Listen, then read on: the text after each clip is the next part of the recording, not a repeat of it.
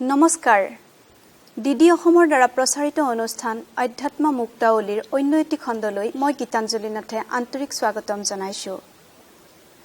Good Friday বুলি ক'লে আমাৰ মনলৈ ক্ৰুচবিদ্ধ যীশুৰ এখন ছবি ভাহি আহে আৰু এই ক্ৰুচবিদ্ধ যীশুৰ সৈতে সংলগ্ন হৈ আছে বাইবেল যীশু খ্ৰীষ্টৰ শান্তিৰ বাণী।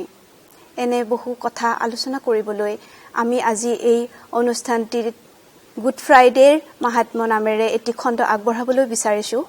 গুড ফ্ৰাইডে বুলি ক'লেনো কি কেনেকুৱা আৰু এই শুক্ৰবাৰটোক গুড বুলি কিয় কোৱা হয় এনে বহু কথা আমি আজি আমাৰ ছাৰসকলৰ লগত আলোচনা কৰিম।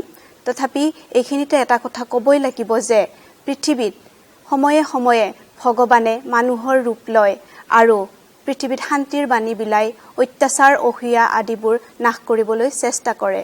বাইবেলত আছে যে নিৰ্মল হোৱা আৰু সৰল হোৱা তেতিয়াহ'লে সকলো কামেই সুচাৰুৰূপে পৰিচালনা হ'ব।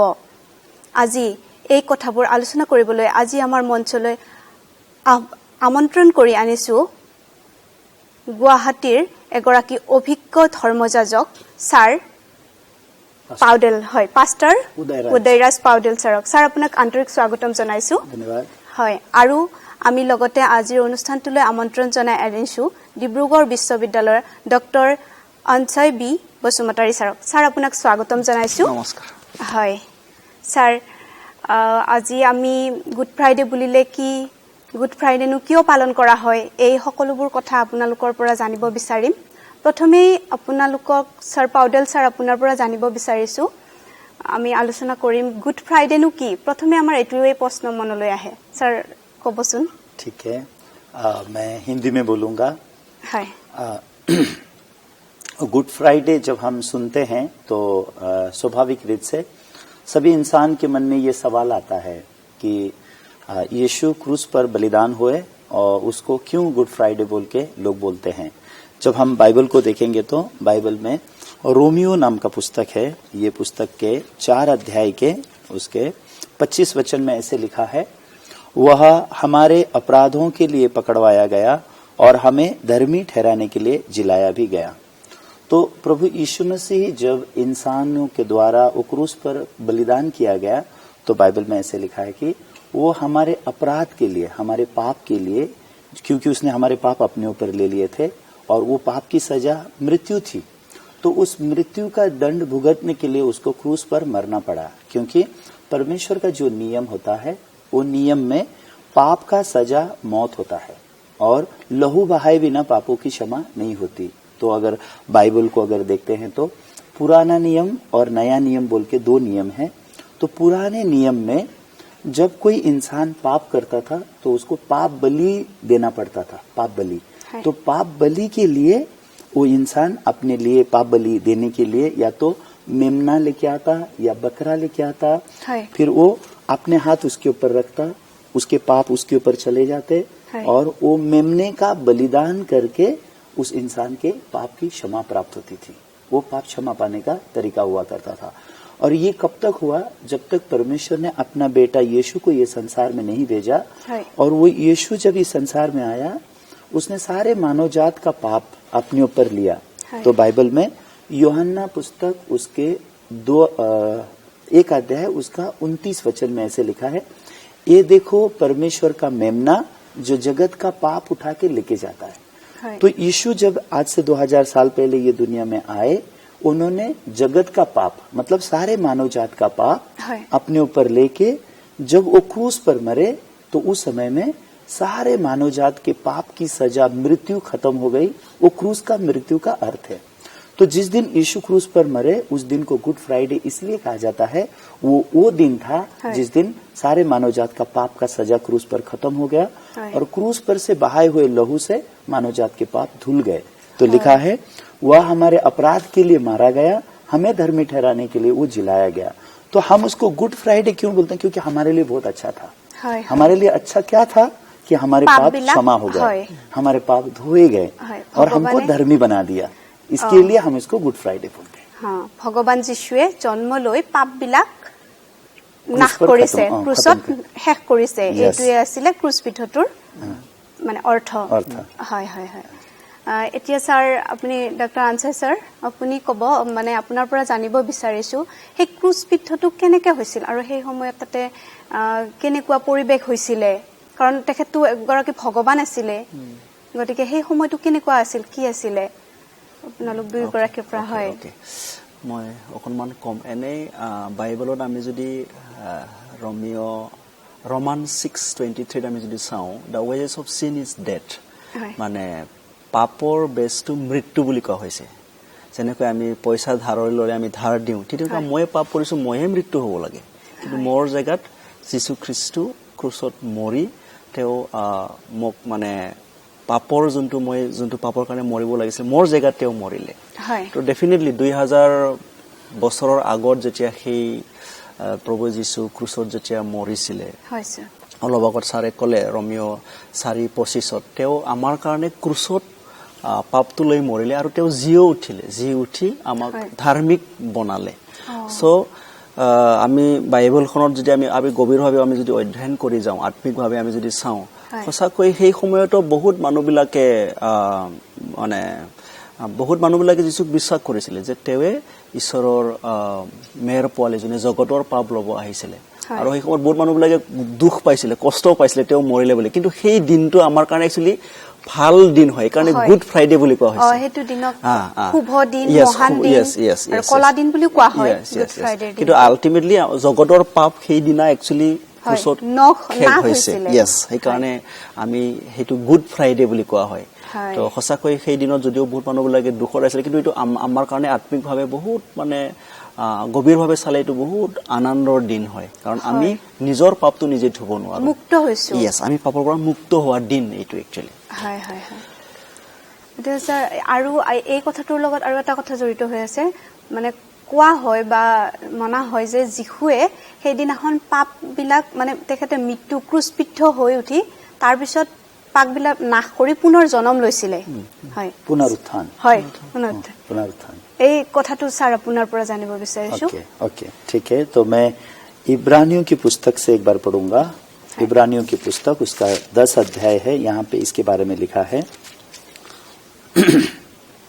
इब्रानियों उसका 10 अध्याय 8 से लेकर 10 तक हम पढ़ेंगे ऊपर तो वो कहता है न तो तूने बलिदान और भेंट और होम बलि और पाप बलियों को चाहा और न उनसे प्रसन्न हुआ यद्यपि ये बलिदान तो व्यवस्था के अनुसार चढ़ाए जाते थे फिर भी वह ये कहता है देख मैं आ गया हूँ ताकि हे परमेश्वर तेरी इच्छा पूरी करूं अतः वो पहले को उठा देता है ताकि दूसरे को नियुक्त करे उसी इच्छा से हम यीशु मसीह की देह के एक ही बार बलिदान चढ़ाए जाने के द्वारा पवित्र किए गए हैं तो बाइबल एग्जैक्टली ऐसा हमें सिखाता है कि जब तक यीशु मसीह इस दुनिया में नहीं आए और यीशु हमारे लिए क्रूस पर बलिदान नहीं हुए कोई भी इंसान पाप से मुक्ति नहीं पा रहा था और वो पवित्र नहीं हो पा रहा था लेकिन जब प्रभु यीशु मसीह संसार में आया तो परमेश्वर ने अपना मन यीशु को दिखाया कि जो पुराना नियम है पुराना नियम मतलब जहाँ एक मेमना बलिदान होता है या एक बकरा बलिदान होता है क्योंकि सभी इंसान पाप में जन्म लिए हैं और सभी इंसानों ने पाप किया है ईश्वर की दृष्टि में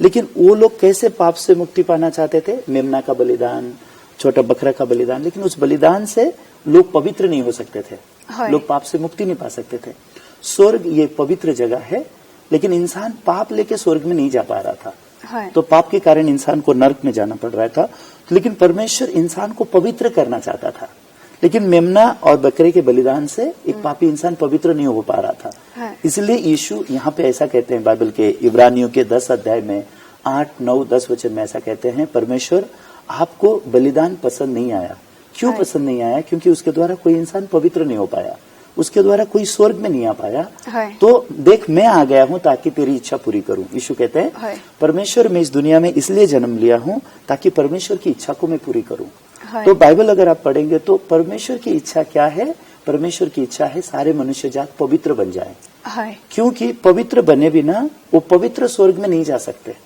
लेकिन इंसान खुद पवित्र नहीं हो सकता ईश्वर की इच्छा है कि सब इंसान पवित्र हो जाए हमको सृष्टि करने वाला परमेश्वर मानव जात का सृष्टिकर्ता वो चाहता है कि हम सब मनुष्य पवित्र हो जाएं लेकिन मनुष्य खुद पवित्र नहीं हो पा रहा था इसलिए यीशु कहते हैं मैं आ गया हूँ अभी परमेश्वर मैं आपकी इच्छा पूरी कर दूंगा इसलिए यीशु ने जब जगत का पाप अपने ऊपर उठाया तो वचन में लिखा है उसी इच्छा से हम यीशु मसीह की देह के एक ही बार बलिदान चढ़ाए जाने के द्वारा पवित्र किए गए हैं। तो सभी मनुष्य के लिए जब यीशु क्रूस पर बलिदान हो गए तो परमेश्वर की इच्छा पूरी हो गई। तो परमेश्वर की इच्छा कैसे पूरी हो गई? हमको पवित्र कर दिया। तो अब हम सभी मानव जाति पवित्र किए गए हैं यीशु के बलिदान के द्वारा। इसके द्वारा हर एक इंसान स्वर्ग के राज्य को प्राप्त कर सकेगा। और यीशु जब मारे गए, उनको गाड़ा गया, तीसरे दिन में वो जी उठे। तो लिखा जब वो जी उठे तो उन्होंने गवाही दिया कि मैंने सारे मानव जात को पवित्र कर दिया है। तुम जाओ और सारी सृष्टि को, सारे मानव जात को बता दो कि तुमको सृष्टि करने वाला तुमसे प्यार करता है और उस सृष्टिकर्ता परमेश्वर के बेटे यीशु ने तुम्हारे पाप अपने ऊपर लेके वो क्रूस पर बलिदान हुआ, तुम्हारे पाप की सजा मृत्यु को खत्म करके तुमको पवित्र कर दिया है। तो इस विश्वास के द्वारा तुम स्वर्ग राज्य को प्राप्त करते हो। ये मेन शांति का संदेश है। तार माने कि जीव हत्या करी কোনো মানুহে নিজৰ পাপটো খণ্ডন কৰিব নোৱাৰে। হয়, গতিকে যিশুৱে নিজৰ ওপৰত সকলো পাপবিলাক লৈ হয় সেই পাপটো খণ্ডন কৰি মানুহবিলাকক মুক্ত কৰিছিল। হয়, এটো তাৰ পিছত তেখেতে পুনৰ্জন্ম লৈছিল। আৰু पुनरुत्थान मतलब पुनर्जन्म नहीं है वो। पुनरुत्थान मतलब जब वो गाड़े गए कब्र पे, उनको मरने के बाद क्रूस में से नीचे उतारा गया, उनको कब्र में गाड़ा गया, कब्र में रखा गया। लेकिन 3 दिन के बाद लिखा है उन्होंने मृत्यु पर विजय प्राप्त किया। क्योंकि जब पाप आया तो इंसान के साथ में पाप के साथ मृत्यु आया। लेकिन जब यीशु ने पाप उठा लिया तो मानव जात के मृत्यु का जो सजा है, मतलब जो इंसान अनंत काल के लिए जो नरक में जा रहा था, उसकी आत्मा को जो नरक में जाना था, उसके ऊपर यीशु ने विजय प्राप्त किया। यीशु ने पाप के ऊपर विजय प्राप्त किया, मृत्यु के ऊपर विजय प्राप्त किया, और तीसरे दिन मरे हुए में से जी उठे। और जी उठने के बाद यीशु के सारे चेले लोगों से वो मिलते हैं, डिसाइपल से मिलते हैं। यीशु पर उस समय यीशु के साथ जो लोग थे उनको वो मिलते हैं, और लंबे समय तक अपने लोगों के बीच में रह के उनको सिखाया कि कैसा मेरा मरना जरूरी था, कैसे मैं मृत्यु में से उठना जरूरी था, और ऐसा करके सारे मानव जात को पाप से कैसे क्षमा करना जरूरी था, क्योंकि ये सृष्टिकर्ता परमेश्वर का इच्छा है। ये इच्छा को ऐसे पूरा किया गया। यीशु तीसरे दिन मृत्यु में से जी उठे, मतलब उन्होंने पाप को और मृत्यु को विजय प्राप्त किया। तीसरे दिन जी उठे और अपने लोगों को बोला ये संदेश सारे मानव जात को बता दो, और यीशु स्वर्ग पर उठा लिए गए। ये संदेश है। যিশুৱে মানে মানুহ ঈশ্বৰে যিহেতুকে সৃষ্টি কৰে, ঈশ্বৰেতো কোনোদিন নিবিচাৰে যে পাপ হওক পৃথিৱীত। তেখেতে পাপটো মোচন কৰাটোৱে বিচাৰে। গতিকে সেই পাপটো যিশুৱে খণ্ডন কৰিলে। এইটো ঈশ্বৰৰ ইচ্ছা আছিলে। আৰু যিশুৱে এতিয়া ছাৰ ডক্টৰ আনচাৰী ছাৰ আপুনি আপোনাৰ পৰা জানিব বিচাৰিম, যিশুৱে পুনৰ জন্ম যেতিয়া ললে তেখেতৰ শিষ্যসকলক ছাৰে ক'লেই যে শিষ্যসকলক তেখেতে কিয় তেখেতে মৃত্যু লাভ কৰি আকৌ জন্ম লোৱাটো জৰুৰী আছিল এই কথাটো ছাৰে অলপ ক'লে। আপুনি অলপ শিষ্যসকলক তেখেতে তাৰপিছত কি বুলি বুজালে যিশুৱে? পুনৰ জন্ম নহয়, একচুৱেলি পুনৰ উত্থান বুলি কোৱা হৈছে। তো অলপ আগত যেটো উদয়ৰাজ ছাৰে অলৰেডি ক'লেই যে একচুৱেলি এই জগতত কোনো মানুহে নিজে নিজৰ পাপৰ পৰা ক্ষমা পায় কোনো মানুহে স্বৰ্গৰাজ্যত যাব নোৱাৰে। যদিও মানুহে ভাল কাম কৰে কিন্তু মানুহে বেয়া কামো কৰে। আমি মানুহৰ চকুত চালে আমি ভাল নিচিনা লাগে, কিন্তু ঈশ্বৰৰ চকু দি আমি যদি চালে সেই জগতত থকা সকলো মানুহে পাপ কৰিলে আৰু ঈশ্বৰৰ মহিমাৰ পৰা বঞ্চিত হল বুলি ৰোমিও 3:23 ক্লিয়াৰলি কৈছে। কোনোবা এটা মিছা কথা কৈছে, কোনোবা একচুৱেলি আমি জন্মৰ পৰাই আমি জন্মতে পাপত জন্ম হৈছো। এটা মিছাৰ লগত আনটো মিছা আহি যায়। সো বহুত আৰু আছে এই কৰ্মখিনি চাবলৈ গলে আমি এনেকা বহুত আমি উদাহৰণ আছে। সো ইমান ডিটেইলছত মই উদাহৰণ নিৰো যেটো সময়ৰ অভাৱ। কিন্তু সো এজন ব্যক্তি পাপৰ পৰা উদ্ধাৰ পোৱাৰ দিনটো এজন ব্যক্তিৰ কাৰণে বহুত ডাঙৰ দিন হয়। তো যিশুৱে যেতিয়া পুনৰুত্থান হল তেওঁৰ চেলাবিলাকক এটোৱে কৈছে যে মই অলৰেডি পাপৰ কাৰণে মৃত্যু হলো ক্ৰুচত, আৰু মৃত্যুৰ পৰা কেনেকৈ তেওঁ অলৰেডি পুনৰ উত্থান হৈ তেওঁৰ চেলাবিলাকক লগ ধৰি সেই শুভ বাৰ্তাটোকে গাৱাই হিচাপে দিয়াৰ কাৰণে তেওঁ চেলাবিলাকক একচুৱেলি কৈছিলে। সো বিশেষ বহুত মানে এইটোৱে আমাৰ কাৰণে বহুত ডাঙৰ গাৱাই হয়, এইটো আমাৰ কাৰণে বহুত আনন্দৰ দিন হয়। আৰু যি ব্যক্তিয়ে সেই শুভ বাৰ্তাটো শুনে তেওঁৱে বিশ্বাস শুনাৰ পিছতে বিশ্বাসটো জন্মে বুলি কৈছে। বিশ্বাসৰ যোগেদি আমি স্বৰ্গৰাজ্যত যোৱাৰ সেই অধিকাৰটো অনুগ্ৰহৰ দ্বাৰা আমি পোৱা যায়। এইটো আমি অহং হৈও ক'ব নোৱাৰো, কাৰণ অনুগ্ৰহৰ দ্বাৰা পোৱাহে বস্তু হয় যেনেকৈ মই যদি কাবাক মোবাইল গিফ্ট দিলে অনুগ্ৰহতে দিয়া হৈ যায় তেওঁ গ্ৰহণ কৰিলেহে তেওঁ একচুয়ালি কমপ্লিট বস্তুটো প্ৰচেছটো হৈ যায় তেওঁ অলৰেডি আমাৰ কাৰণে কৰিলে তো সেই কাৰণে চেলাবিলাকে হেইটোকে মেছেজ দিছিলে সেই গাৱাইটোকে দিছিলে যে কেনেকৈ যিশু মৰিল যিশু আকৌ পুনৰুত্থান হল আৰু আমাৰ পাপবোৰ কেনেকৈ ললে কাৰণ তেওঁলোকে দেখে আছে চকু দিয়ক ক্ৰুচতে কেনেকৈ মৰিছিলে সো সেই বস্তুটোকে আমি থ্ৰু বাইবেলত আমি যদি চাওঁ আমি সেই বস্তুখিনি আমি ক্লিয়াৰলি দেখিবলৈ পাওঁ আৰু এইখিনিতে এটা কথা মোৰ মনলৈ আহিছে এই মৃত্যুৰ সময়ত জনে যে 1930 ইট ইজ ফিনিশ বুলি যে কৈছিলে অন্তিম বাক্যটো হয় তাৰ বিষয়ে স্যাৰ ক'বচোন तो यूहन्ना उसके 19 के 30 में लिखा है यीशु जब क्रूस पर मरे उस समय मरने से पहले आखिरी शब्द जो कहा गया था इट इज फिनिश खत्म हुआ तो पहला बात ये जानना जरूरी है कि यीशु इस संसार में जन्मे क्यों थे तो इस दुनिया में आने का उनका मिशन क्या था तो ये दुनिया में उनके आने के मिशन के बारे में ये मत्ती के बाइबल उसके पहले अध्याय 21 वचन में ऐसा लिखा गया है वह पुत्र जनेगी ये मरियम के बारे में कहा गया कि मरियम जब पुत्र को जन्म देगी उसका नाम तुम यीशु रखना क्योंकि वह अपने लोगों को उनके पापों से उद्धार करेगा तो सृष्टिकर्ता परमेश्वर की ये सारी मानव जात है और ये सृष्टिकर्ता की जिम्मेदारी है कि अपने लोगों को उनके पाप से बचाए हालांकि इंसान पापी बन गया पाप किया इंसान ने लेकिन उस इंसान को बचाना एक सृष्टिकर्ता का अपना जिम्मेदारी होता है तो वो सृष्टिकर्ता अपना जिम्मेदारी कैसे पूरा कर रहा है यीशु को ये संसार में भेज के अपने लोगों को उनके पाप से बचाने का काम कर रहा है तो जब यीशु ये दुनिया में आए तो तुम मेरे लोगों को उनके पाप से तुम बचा दो क्योंकि इंसान खुद अपने आप को अपने पाप से बचा नहीं पाया इसके लिए परमेश्वर ने वो जिम्मेदारी यीशु को दिया ताकि यीशु मनुष्य जात का पाप का जिम्मेदार बने तो यीशु जब ये दुनिया में आके जब उसने ये काम को पूरा किया और उसने जगत का पाप अपने ऊपर लिया और वो पाप अपने ऊपर उठाया तब ये कहा गया ये देखो परमेश्वर का मेमना है इसने जगत का पाप अपने ऊपर उठा लिया ऐसा बोल के बोला गया है तो जब उसने जगत का पाप अपने ऊपर उठा लिया उस समय में वो क्रूस पर मरना पड़ा पाप का सजा मौत देने के लिए तो जब यीशु क्रूस पर मरने से पहले यीशु ने कहा इट इज फिनिश मतलब खत्म हो गया पाप का सजा खत्म हो गया मैंने क्रूस पर मेरी मृत्यु के साथ में पाप को खत्म कर दिया और जब यीशु पुनरुत्थान हुए पुनरुत्थान क्रूस पर जो आखिरी शब्द कहा गया वो पूरा हुआ वो क्या पूरा हुआ हमारा पाप का सजा खत्म हो गया हमारा पाप खत्म हो गया और यीशु के मृत्यु और उसके लहू में मानव जात के सारे पाप धुल गए और पाप का सजा मृत्यु खत्म हो गया और यीशु जब पुनरुत्थान हुए तो यहाँ पे ऐसे लिखा हुआ है लूक बाइबल उसके 24 अध्याय के 45 वचन में ऐसे लिखा है तब उसने पवित्र शास्त्र बुझने के लिए उनकी समझ खोल दी और उनसे कहा यूं लिखा है मसीहा दुख उठाएगा और तीसरे दिन मरे हुए में से जी उठेगा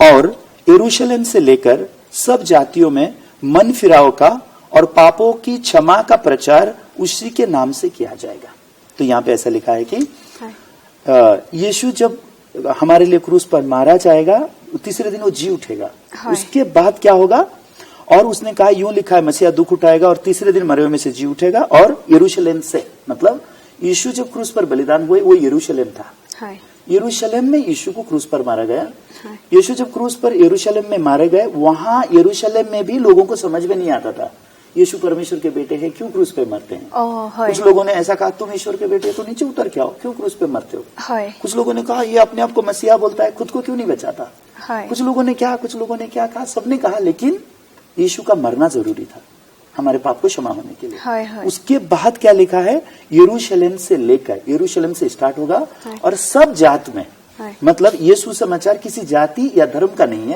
है किसी जात या धर्म को पॉइंट नहीं करता लेकिन ये पापों की क्षमा का प्रचार करता है तो पापों की क्षमा मतलब क्या है यरूशलेम से लेकर के शुरू होके जगत के छोर तक till the end of the world सारे मनुष्यों को ये पता चलना चाहिए कि उनको सृष्टि करने वाले परमेश्वर ने अपने बेटे यीशु को भेज के सारे मानव जाति के पाप को क्रूस पे खत्म कर दिया और उनके पाप क्षमा कर दिया ये इसलिए ऐसा लिखा है और उसने कहा यूं लिखा है मसीहा दुख उठाएगा और तीसरे दिन मरे हुए में से जी उठेगा और यरूशलेम से लेके सब जातियों में मन फिराव और पापों की क्षमा का प्रचार उसी के नाम से किया जाएगा पापों की क्षमा का प्रचार उसी के नाम से किया जाएगा। मतलब है। आज हम क्या प्रचार करते हैं, गुड फ्राइडे हम क्यों बोलते हैं, गुड फ्राइडे के दिन में क्या हुआ ये बताया जाता है। मतलब यीशु तुम्हारा पाप अपने ऊपर लेके वो क्रूस पर बलिदान हो गया और उसके क्रूस की मृत्यु के द्वारा तुम्हारे पाप की सजा खत्म हो गई और उसने अपने खून से तुम्हारे पाप क्षमा कर दिए। इतना ही है, इसके अलावा और दूसरी कोई बात है ही नहीं।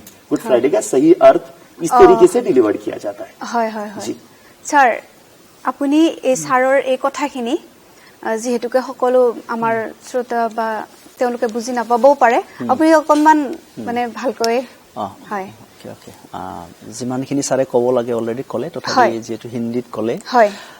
সো এই জগতত আমি আমাৰ কাৰণে বহুত মানে ভাল খবৰ থাকে। আমি আমাৰ ঘৰত যদি কোনোবা ল'ৰা ছোৱালী জন্ম হয় আমি কিমান আনন্দ কৰোঁ, আমাৰ বিয়া বাৰু হ'লে, চাকৰি পালে বা বিভিন্ন ধৰণৰ আমি জীৱনত ছাকচেছ হ'লে আমি কিমান আনন্দ কৰোঁ, কিন্তু সেইটো বস্তু কিন্তু আমি মানুহবিলাকে নাভাবে যে মৃত্যুৰ পিছত আমাৰ আত্মাটো ক'ত যাব।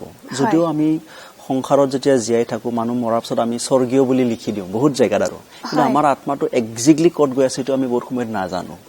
তো বাইবেলখন আমি আৰম্ভণিৰ পৰা শেষলৈ যেতিয়া যিমানবাৰ আমি পঢ়িম, এটাই বস্তু তাত ক্লিয়াৰলি লিখা আছে যে সেই জগতত থকা মানুহবিলাকে কোনো নিজৰ পাপৰ পৰা উদ্ধাৰ হ'ব নোৱাৰে। তো ছাৰৰ মেইন কথা কোৱাখিনি এইখিনি আছিলে যে, বা আমাৰ ডিছকাশ্যনৰ মেইন টপিকটোৱে আছিলে যে যীশুখ্ৰীষ্ট এই জগতত জন্ম হৈ তেওঁৰ জন্ম হোৱাটো অলৰেডি মানে জন্মৰ আগতো অলৰেডি বাইবেলত লিখা আছে। যেনেকৈ মথাই 1:21 লিখা আছে তেওঁ মানুহ জন্ম হ'ব আৰু তেওঁৰ নাম যীচু থব। যীচু মানে জগতৰ মানুহবিলাকক পাপৰ পৰা উদ্ধাৰ তেওঁ কৰিব, আৰু তেওঁৰ নামটো জিজাছ, আৰু ইমানুৱেল মানে ঈশ্বৰ আমাৰ লগত আছে। তাৰপিছত আমি অলপ আগতে ছাৰে ক'লে জহনৰ 19:30 ইট ইজ ফিনিছ, পাপটো ক্ৰুচত খতম হ'ল, তেওঁৰ মৃত্যু হোৱাটো মাষ্ট আছিলে। তো সেইটো হৈছে শুভবাৰ্তা মানে ভাল খবৰ যে আপোনাৰ মোৰ জগতৰ পাপ তেওঁ লৈ ল'লে। আমাৰ জগতত আমি যেতিয়া জীয়াই থাকোঁ আমাৰ বহুত ভাল খবৰ থাকে, বেলেগ বেলেগ ধৰণৰ মই যেনেকৈ অলপ দিলোঁ, কিন্তু আটাইতকৈ উত্তম আৰু ভাল খবৰটো হৈছে আমি আমাৰ পাপবোৰ যীশুৱে ক্ৰুচত লৈ আমাক ধাৰ্মিক আৰু পবিত্ৰ বনাই স্বৰ্গৰাজ্যত সোমোৱাৰ আমাক আত্মিক অধিকাৰটো দিলে। এইটোৱে হৈছে আটাইতকৈ ডাঙৰ শুভবাৰ্তা, এইকাৰণে এইটো গুড নিউজ বুলি কোৱা হয়। চ' বিশেষকৈ আজিৰ দিনটোত আমি যীশুৱে যেনেকৈ ক্ৰুচত মৰিছিলে সেই দিনটো আমি আকৌ আজি আমি মনত পৰিলোঁ। সঁচাকৈ আমাৰ মনটো বহুত ধন্যবাদী হয় আমি যেতিয়া গম পাই যাওঁ, কাৰণ মানুহৰ মনৰ গভীৰতাত কিন্তু মানুহ এজনে এটা দুখাৰোপত ভুগি থাকে, মই চাগে পাপী নেকি, মই চাগে মৃত্যুৰ পিছত ক'ত যাব, মৃত্যুৰ বিচনাত যেতিয়া থাকে তেতিয়া মানুহবিলাকে এটা অনিশ্চিত দুনিয়াত মানে এনেকুৱা মানে ফিল কৰে তেওঁলোকে। কিন্তু সেই নিশ্চিত শুনাৰ যোগেদি আমি যেতিয়া নিশ্চিত বিশ্বাসটো পাই যাওঁ, আমাৰ মনটো সঁচাকৈ ধন্যবাদীত আৰু সঁচাকৈ আমাৰ মনটো পিচফুল বুলি কোৱা হয়। আমি সঁচাকৈ আৰু আমি বহুত ধন্যবাদীত হ'ব পাৰোঁ ঈশ্বৰৰ ওচৰত। এতিয়া গুড ফ্ৰাইডেৰ বিষয়ে থুলমূলকৈ ছাৰ আপোনালোকে বহুখিনি কথাই ক'লে, কিন্তু মূল কথাটো আপোনালোকে ক'লে, আমাৰ সকলোৱে এইটো কথা জানিব পাৰিলে, আমিও শিকিলোঁ আচলতে গুড ফ্ৰাইডে কি, এটা মৃত্যুৰ দিনটোকনো গুড বুলি কিয় কোৱা হ'ল, শুভবাৰ্তা, শুভ শুক্ৰবাৰ, এই সকলোখিনি ক'লে। আৰু এতিয়া তথাপিতো গুড ফ্ৰাইডেৰ মূল মহত্ব কি ছাৰ? আপুনি বাইবেলখন হয় পবিত্ৰ বাইবেল, তাত শান্তিৰ বাণী, গতিকে শান্তিৰ বাণী হিচাপে অকণমান ক'ব নেকি শান্তি কি? शांति, इस संसार में इंसान ने शांति कब खोया? इंसान जिस सृष्टिकर्ता ने उनको बनाया, वो सृष्टिकर्ता से पाप की वजह से इंसान अलग हो गए तो उन्होंने शांति खो दिया। लेकिन अभी इस संसार के लोगों को किसी को भी परमेश्वर दोषी नहीं ठहराता। क्यों? क्योंकि ईश्वर जानता है ये मेरे लोग हैं, इसके लिए वो उनको दोषी नहीं ठहराता, उनका पाप क्षमा करके उनको बोलता है मैं तुम्हें कोई पाप और अपराध का दोष नहीं लगाता हूँ, मेरे पास तुम वापस आ जाओ, मैंने तुम्हें क्षमा किया है, इस विश्वास से तुम स्वर्ग का राज्य प्राप्त करो। ये शांति का संदेश है। तो ये शांति का संदेश को जानने के लिए जरूरी चीज ये है कि अगर इसके बारे में अधिक जानकारी कोई भी जानना चाहता है, हमारे पास असामीज किताबें भी है और हमारा संपर्क भी वो लोग ले सकते हैं। तो हम यही आसाम में रहते हैं और इसके बारे में हम और जानकारी देते हैं। এটা ধৰ্মীয় অনুষ্ঠান হিচাপে নহয়, আমি যদি শান্তিত বা সুখ শান্তিৰে জীয়াই থাকিব বিচাৰো বা নিকা হৈ স্বচ্ছ হৈ জীয়াই থাকিব বিচাৰো, তেতিয়াহ'লে আমি বাইবেলৰ পৰা বহুত শিকিব পাৰো। राइट। तो मेरा संपर्क नंबर भी रख सकते हैं लोग, 6000 864074 ये मेरा नंबर है। और अगर इस गुड फ्राइडे के विषय में और अधिक वो जानकारी पाना चाहते हैं तो इस प्रकार से हमसे व्यक्तिगत संपर्क भी करके वो लोग इस प्रकार से जान भी सकते हैं, किताबें भी प्राप्त कर सकते हैं। হয় হয় হয় স্যার আপোনালোকক ভাল লাগিল লগ পাই আজি। হয় আজি এটা আধ্যাত্মিকতাই আমাৰ পৃথিৱীখন বেৰি আছে আৰু আধ্যাত্মিকতা থকা বিলাকত কোনোদিন পাপ মানুহে এটা ভয় কৰে, ভুল এটা কৰিবলৈ ভয় কৰে, এনেকে জড়িত হৈ আছে আৰু সমাজখন এনেদৰেই আগবাঢ়ি যাব আধ্যাত্মিকভাৱে। যেতিয়া আমি আধ্যাত্মিকভাৱে সংপৃক্ত হৈ থাকিম। হয় আজি ভাল লাগিল, যীশু খ্ৰীষ্টৰ বিষয়ে বহুখিনি জানিলো আৰু বহুত জানিবলৈ থাকি গ'ল। তথাপি স্যার আপোনালোকক ধন্যবাদ জনাইছো দিদি অসমৰ পৰা। থ্যাংক ইউ, ধন্যবাদ। ধন্যবাদ।